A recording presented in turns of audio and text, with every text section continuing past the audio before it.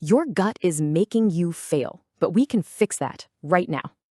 Let's level up your thinking in the next 60 seconds. This all comes from Nobel winner Daniel Kahneman's masterpiece, Thinking Fast and Slow. The big idea?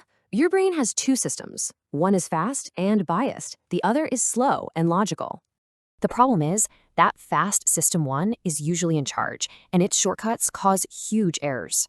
So idea one, think of it like an autopilot and a co-pilot in your head. System one is that fast, but flawed autopilot making all those snap judgments. In system two, that's your slow, logical co-pilot. It's smarter, but lazy. Quest time. Today, I want you to catch your system one making a snap judgment. The moment it happens, just pause, fire up system two, and check the facts. All right, idea two is the cognitive ease trap. This one is super sneaky. Your brain confuses what's easy to understand with what's actually true. So for your next quest, question easy answers. Challenge those catchy phrases you hear. Okay, idea three, the planning fallacy. We are all terrible, way too optimistic planners. This bias makes us totally ignore potential problems and delays. Sound familiar? Your quest is to use the outside view. For your next project, just ignore your own estimate.